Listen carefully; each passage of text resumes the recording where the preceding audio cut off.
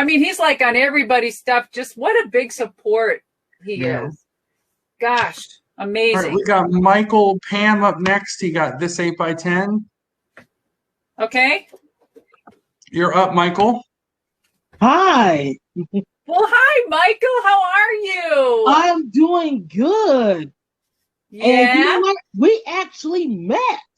I met you back in December, I believe it was December 1st of 2013 at the Metrodome. 2013? Yes. You remember that back then? Heck, I can't even remember last week. Yes, I do. And I remember taking a photo with you as well. So. Oh, my gosh. So you must have 2013. That was Monster Jam? Yes, Monster Jam. Monster Jam. Oh, I love it. Absolutely love it. Yes. Well, of course, you know, I've been driving them trucks for about, 18, 19 years. So that's pretty cool. Yeah. I loved it. So, Madusa, I have a question for you. Yes, sir. So in 2001, you decided to retire from pro wrestling because you didn't like the way the women's wrestling was heading. Can you explain to me more about what made you decide, you know, just to retire from pro wrestling at that time? Well, that's a great question, and I respect that question. I've already been in the business for 18 years, you know, by then, right? And I just saw how women's wrestling was changing. And it wasn't the style wasn't what I wanted. I wanted awesome wrestling. I wanted contact. I wanted, you know, storylines. I wanted to be taken seriously as I was a wrestler, damn it, right? Mm-hmm. So when they started to have me, when they had me come down to the ring in bathing suits and started wrestling in evening gowns and then barbecue match, I knew it was over because that's not me. And I'm just saying that's not me. I'm not saying, you know, it wasn't anybody else because everyone, you know, got into the business for their own reasons. I got into it because I was approached, because of my ability. And then I threw myself into work 24/7 and trained like a mofo and just trained with guys, basically. And I took it seriously. And I wasn't there just to be a joke or an enhancement or, you know, just to bump and grind to. I mean, I believe that, you know, sexism is a little important, maybe. I don't know, you know, how true that is. I think you should be looked at and based upon your ability in the ring, right? So that's how I felt. So it was time for me to retire. And doing so, sometimes when you close the door, a bigger door opens. And that's when I got the call to drive a monster truck. And I'm like, I'm an adrenaline junkie. Absolutely. I ride Harleys, dirt bikes and four-wheelers. It was a perfect fit.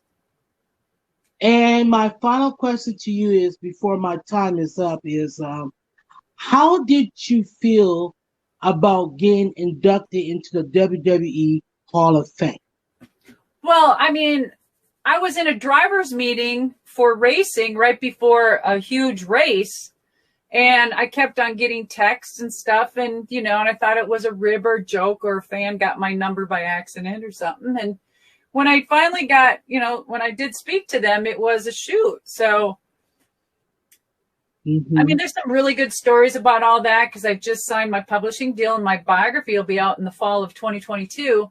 Really? But, yes. Oh my God. I can't, you know what? I cannot wait to get that book because you know what?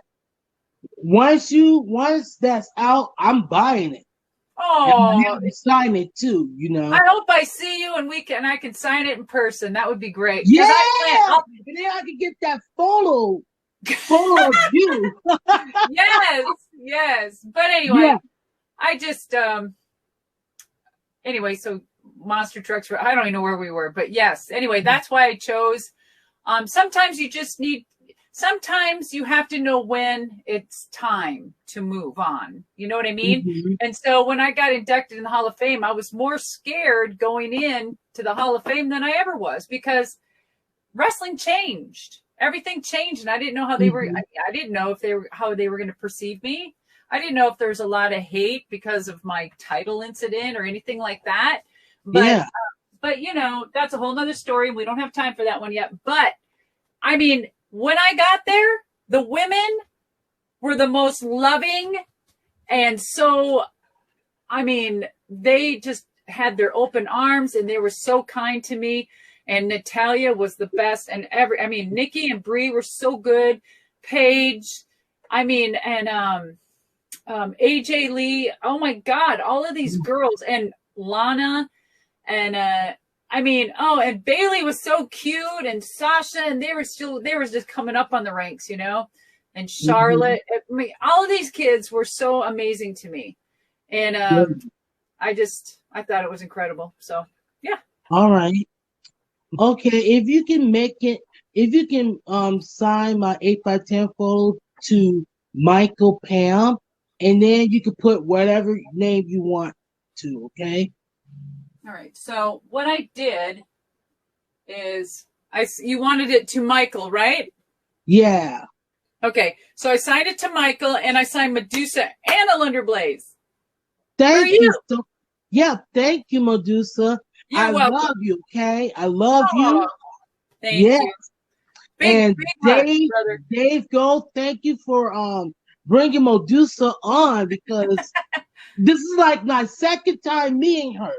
So thanks, Michael. Well, have a good day, David. Bye. You too. Bye. All right, our next